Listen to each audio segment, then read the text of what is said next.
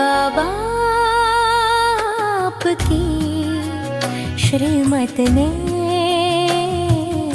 जिंदगी बदल दी। बाबा आपकी श्रीमत ने जिंदगी बदल दी। जहन्नुम से उठाए हमें,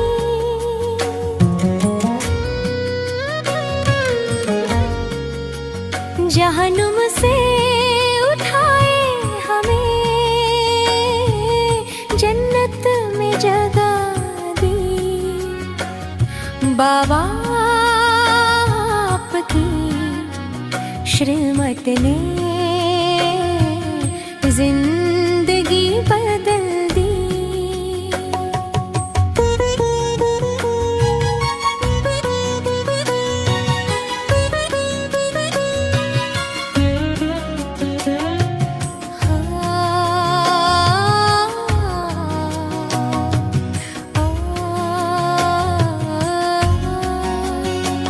हकीकत यही है, दिल की दुनिया अब ना बाए। ख्वाबों में है हूर नूर, जब पास आपके आए। तस्वीरानो खदे कर, तस्वीरानो खदे कर, तकदीर बदल दी। बाबा आपकी श्रीमत ने जिंदगी बदल दी। बाबा आपकी श्रीमत ने जिंदगी बदल दी।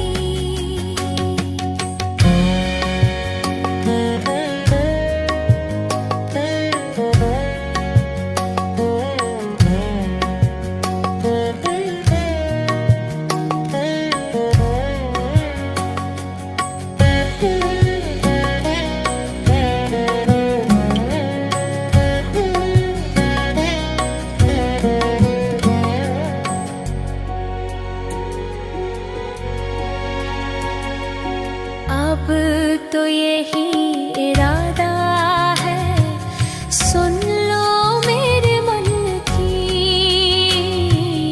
अब तो यही इरादा है, सुन लो मेरे मन की। सोचूं देखूं खाऊं पीऊं बन के सजनी आपकी। प्यार की कश्ती में बिठाए, प्यार की कश्ती में बिठाए, जीवन संभल दी। बाबा आपकी श्रीमत ने जिंदगी बदल दी। बाबा श्रीमत ने जिंदगी बदल दी।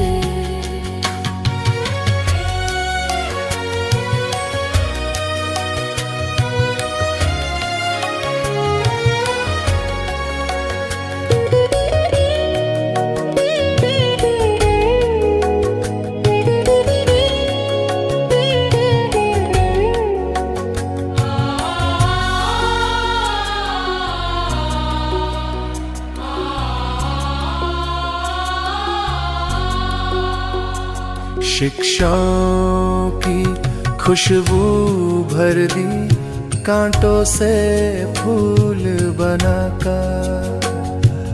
ऊंचा इतना उठाए हो, पलकों में अपने बिठाकर।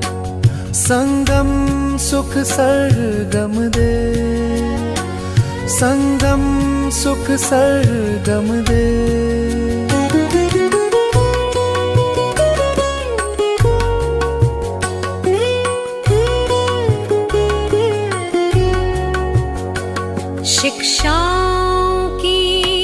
खुशबू भर दी कांटों से फूल बनाकर ऊंचा इतना उठाए हो पलकों में अपने बिठाकर संगम सुख सरगम दे संगम सुख सरगम दे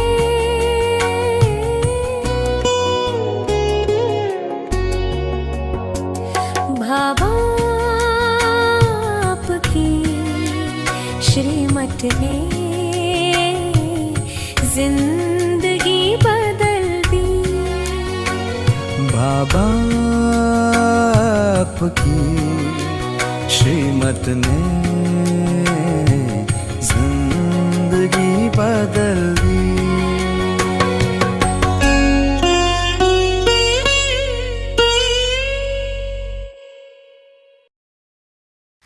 ఓం శాంతి. మురళీ డేట్ 30/1/2026. మధురమైన పిల్లలారా, ఇది పూర్తి కల్పానికి పురుషోత్తమ కళ్యాణకారి సంగమయుగము. ఇందులో పిల్లలు మీరు స్మృతి అనే సాక్రిన్ ద్వారా సతో ప్రధానంగా అవుతారు. ప్రశ్న: అనేక ప్రకారాల ప్రశ్నల ఉత్పత్తికి కారణమేది? వాటన్నింటికి నివారణ ఏది? జవాబు: ఎప్పుడైతే దేహాభిమానంలోకి వస్తారో అప్పుడు సంశయం ఉత్పన్నమవుతుంది. సంశయంలో రావడం వల్ల అనేక ప్రశ్నలు ఉత్పన్నం అవుతాయి.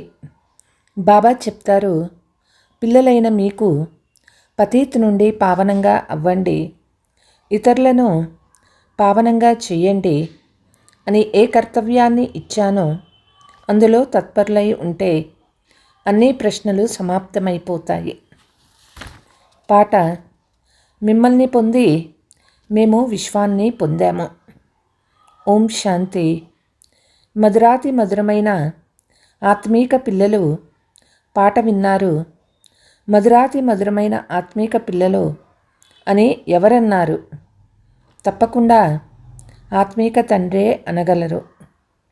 మధురాతి మధురమైన ఆత్మీక పిల్లలు ఇప్పుడు సన్ముఖంలో కూర్చొని ఉన్నారు. వారికి బాబా చాలా ప్రేమగా అర్థం చేయిస్తూ ఉన్నారు.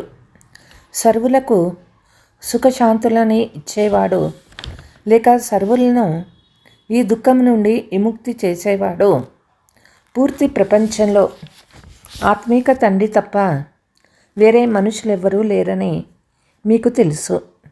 కనుక దుఃఖములో తండ్రిని స్మృతి చేస్తారు. పిల్లలు మీరు సన్ముఖంలో ఉన్నారు. బాబా మనల్ని సుఖధామానికి యోగ్యులుగా చేస్తూ ఉన్నారని మీకు తెలుసు.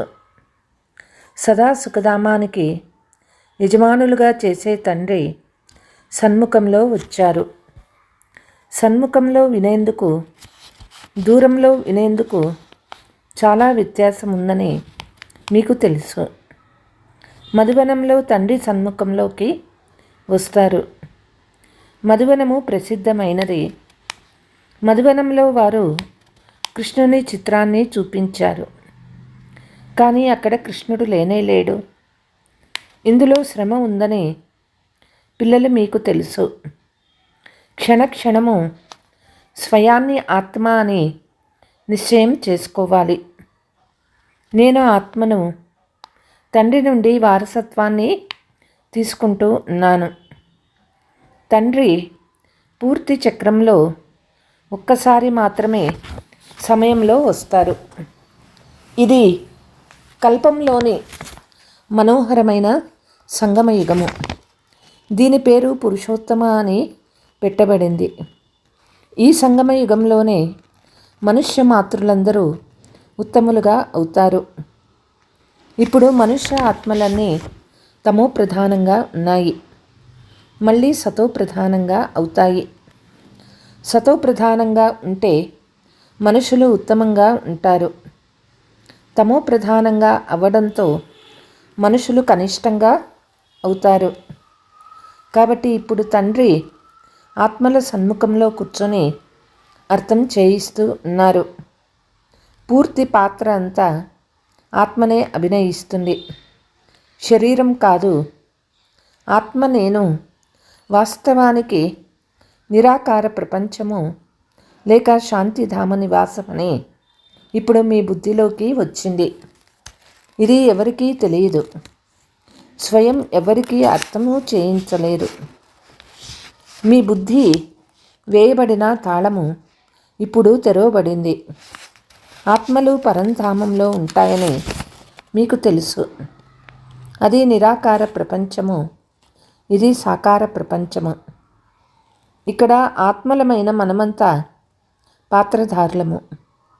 మొట్టమొదట మనము పాత్ర అభినయించేందుకు వస్తాము.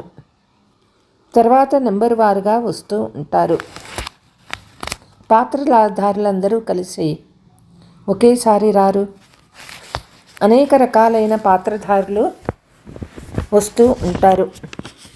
ఎప్పుడు నాటకం పూర్తి అవుతుందో అప్పుడు అందరూ కలుస్తారు.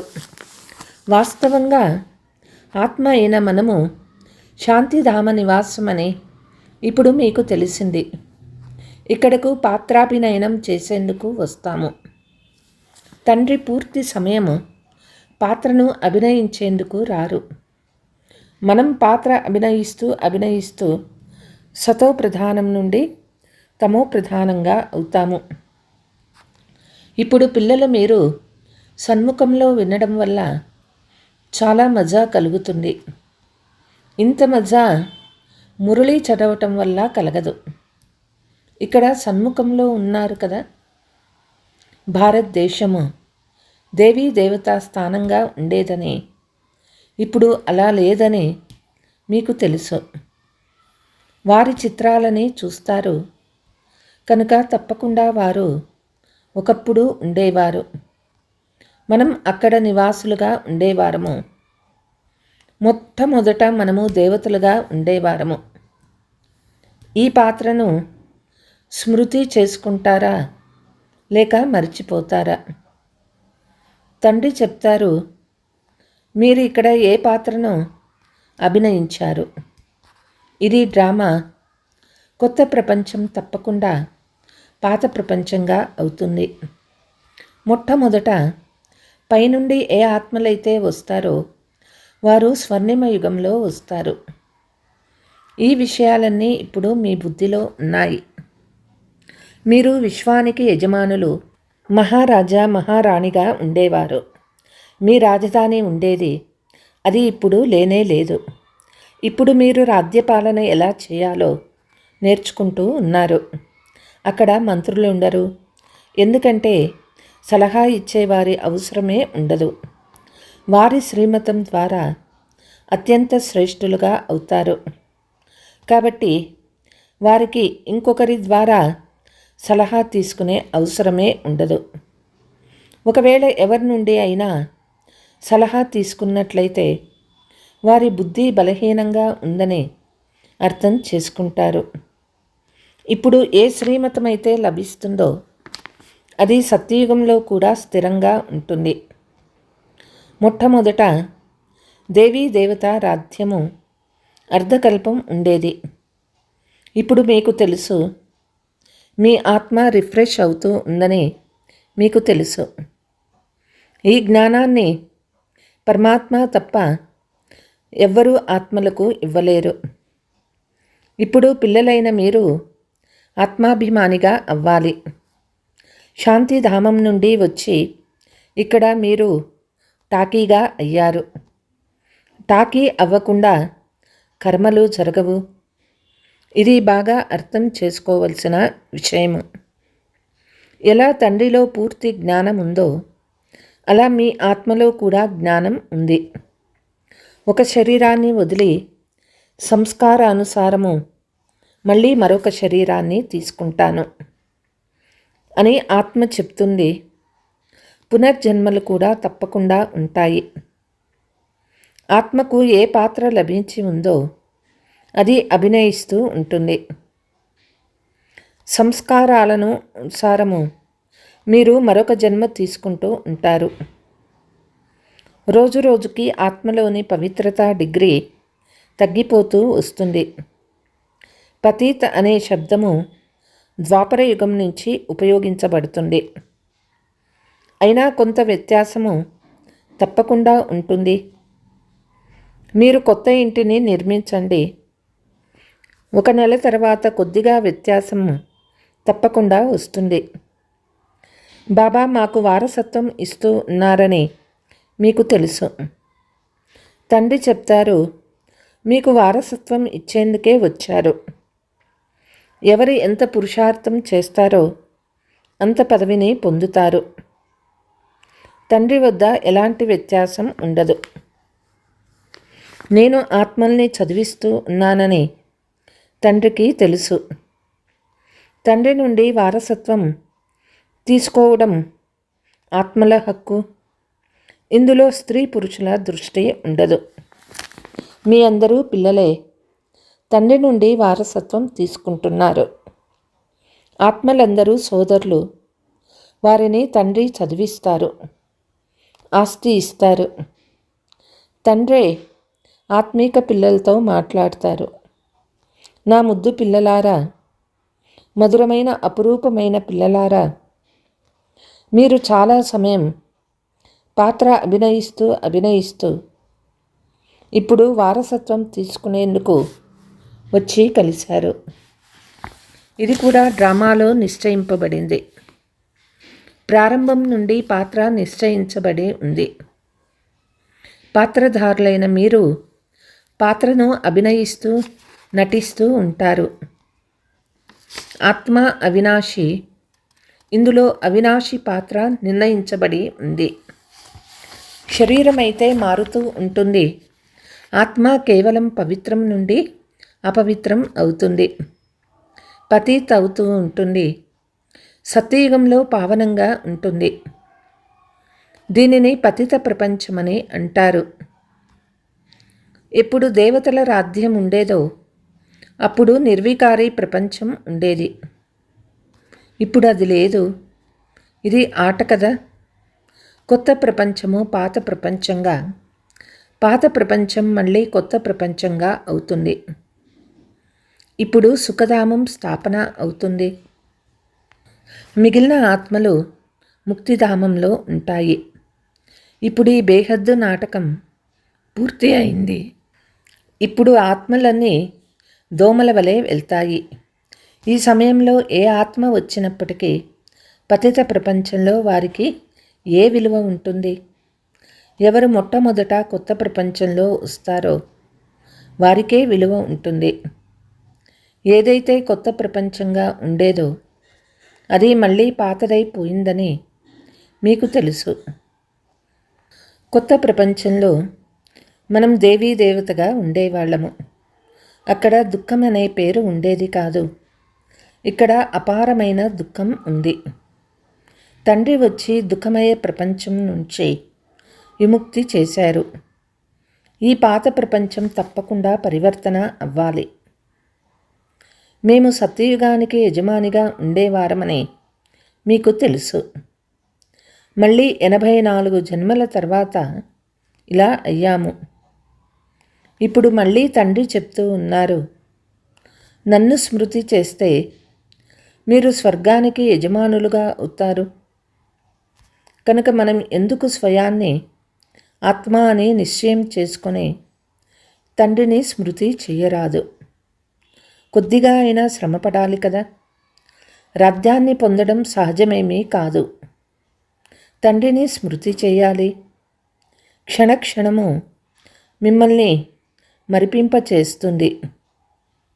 ఇది మాయ చేసే అద్భుతము. దానికోసమే ఉపాయాన్ని రచించాలి.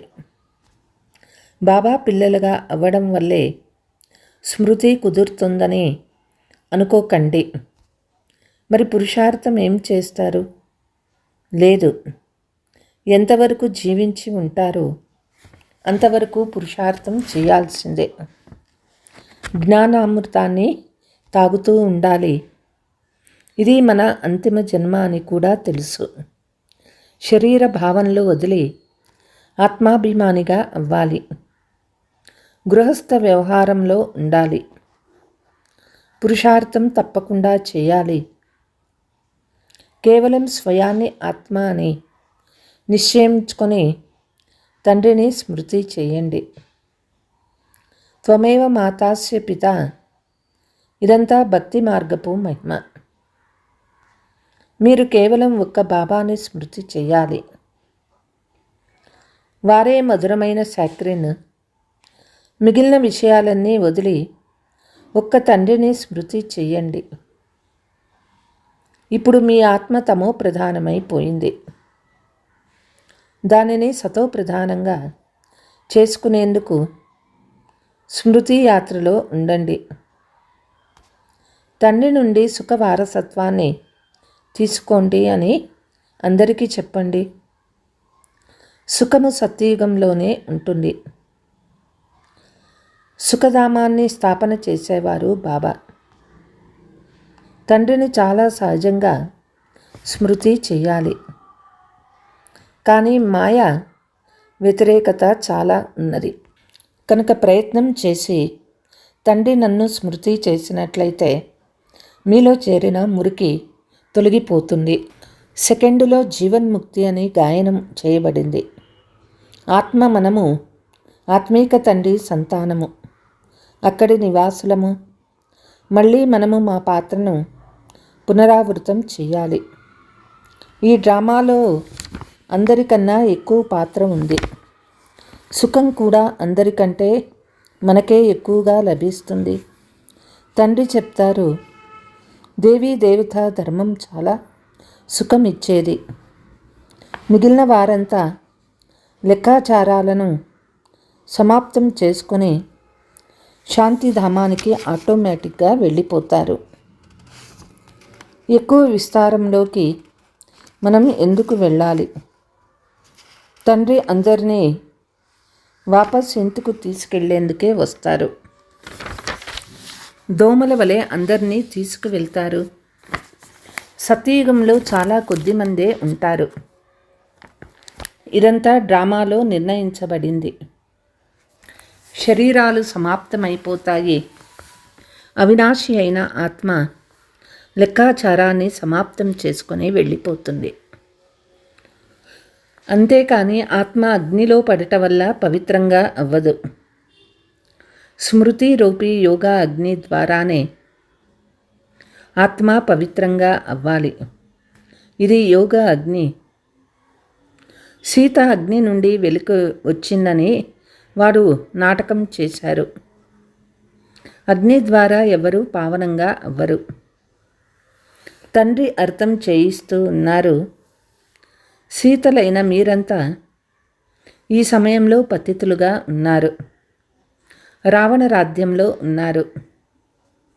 ఇప్పుడు ఒక్క తండ్రి స్మృతి ద్వారా మీరు పావనంగా అవ్వాలి. రాముడు ఒక్కడే. అగ్గి అనే శబ్దము వినడం వల్ల అగ్ని నుండి వెలికి వచ్చారని భావిస్తారు.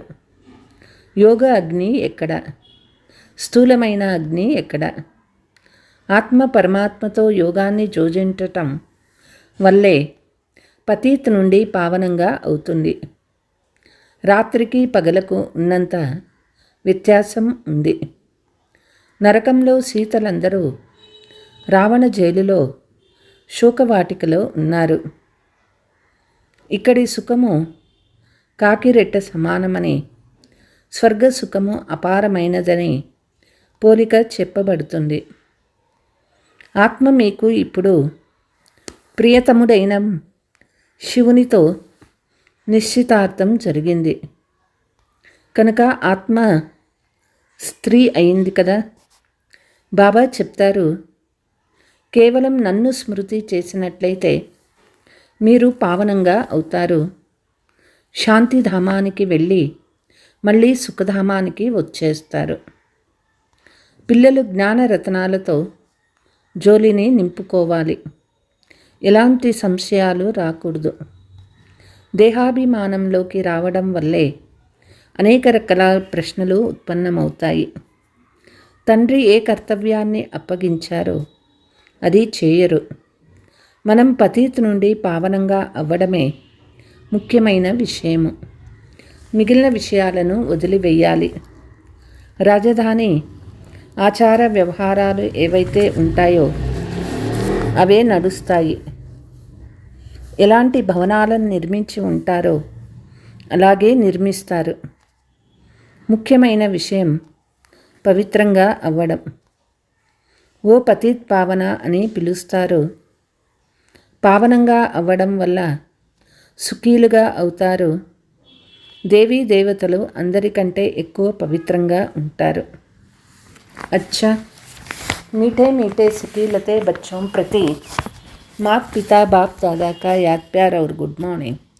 रूहानी बाप की रूहानी बच्चों को नमस्ते. हम रूहानी बच्चों की रूहानी मात पिता बाप दादा को याद प्यार गुड मॉर्निंग नमस्ते नमस्ते. ధారణ: ఎంతవరకు జీవించి ఉంటారో అంతవరకు జ్ఞానామృతాన్ని తాగుతూ ఉండాలి.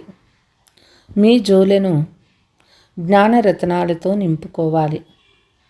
సంశయంలోకి వచ్చి ఏ ప్రశ్నలు వేయరాదు. యోగాగ్ని ద్వారా ఆత్మారూపీ సీతను పావనంగా చేసుకోవాలి.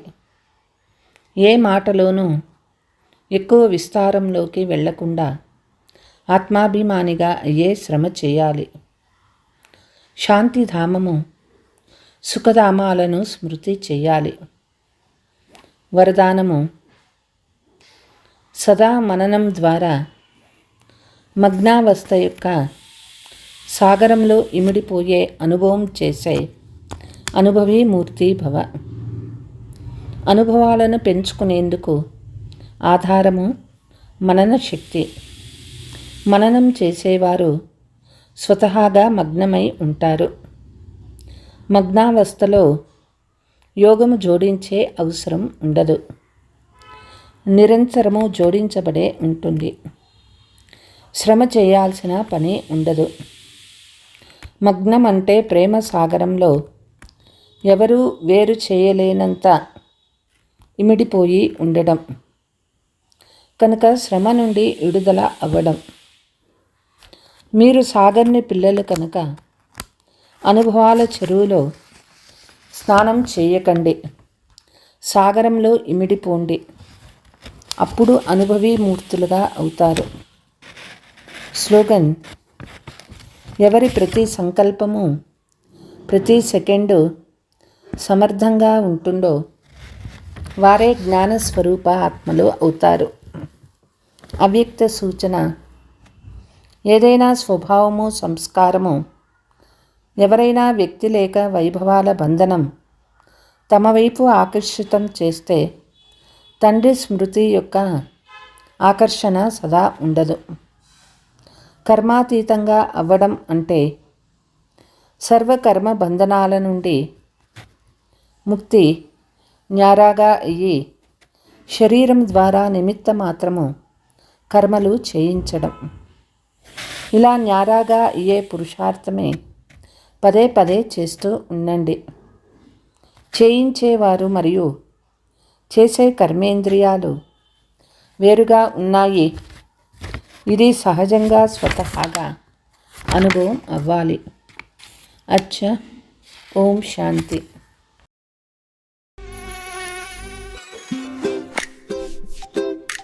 Seriously? That yaar. Cool meditator, cool. Karan sofa पर बैठा है. दिन भर की थकान, दिमाग में हजारों थॉट्स. उसकी उंगली बिना रुके मोबाइल स्क्रीन स्क्रॉल कर रही है. लाइफ स्टेबल चाहिए, मेडिटेशन करो. फेस पर ये ग्लो सिर्फ ब्यूटी प्रोडक्ट से नहीं, मेडिटेशन करो. हेल्थ रिकवरी ही नहीं हो रही, मेडिटेशन करो. कंसंट्रेशन बढ़ाना है, बस फिर मेडिटेशन करो. पूरी तरह एडिक्शन में फंसा है, ये सब छोड़ना है, मेडिटेशन करो.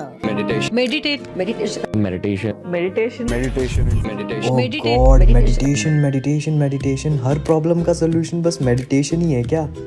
खैर चलो, आज तो एक बार ट्राई कर ही लेते हैं. करण मेडिटेशन करने जमीन पर बैठ जाता है. जैसे ही वह आंख बंद करके शांत होने की कोशिश करता है, एक मच्छर की आवाज पूरी अटेंशन तोड़ देती है। ओहो, ये मच्छर भी ना। वो उठता है, मच्छर के पीछे भागता है, मच्छर को भगाता है और फिर से मेडिटेशन करने बैठता है।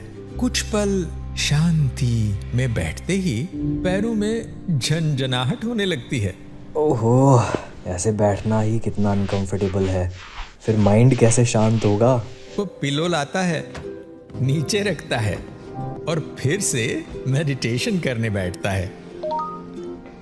तभी फोन के लगातार नोटिफिकेशंस आने लगते हैं। ये लो जी। क्या यार, ये फ़ोन भी ना कभी कभी दिमाग ही ख़राब कर देता है। वो फोन उठाता है, फ्लाइट मोड ऑन करता है और फिर से मेडिटेशन करने बैठता है।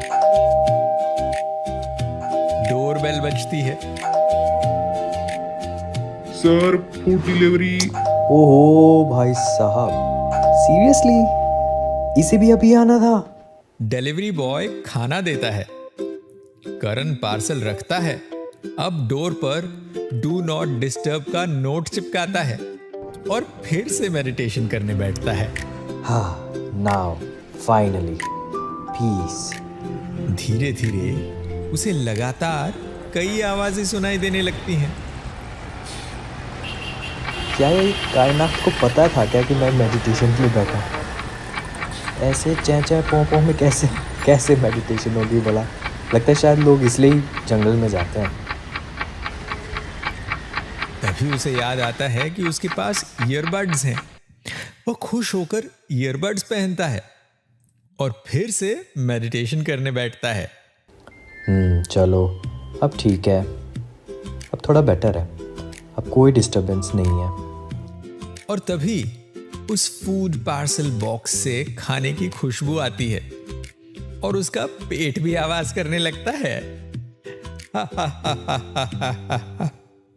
ये खाने की खुशबू और पेट की आवाज। खाना ठंडा ना हो जाए, चलो थोड़ा सा खाना खा ही लेता हूँ। वो थोड़ा खाना खाता है और फिर से फाइनली मेडिटेशन करने बैठ जाता है। हाँ, अब फॉर श्योर फाइनली मेडिटेशन हो ही जाएगा। जब कोई नॉइज नहीं, कोई डिस्ट्रैक्शन नहीं, फोन बंद, दरवाजे खिड़कियां बंद, कान बंद, आंखें बंद, गहरी सांसें भरता है, शांति से बैठता है और कुछ ही पलों में धीरे धीरे गहरी नींद आ जाती है।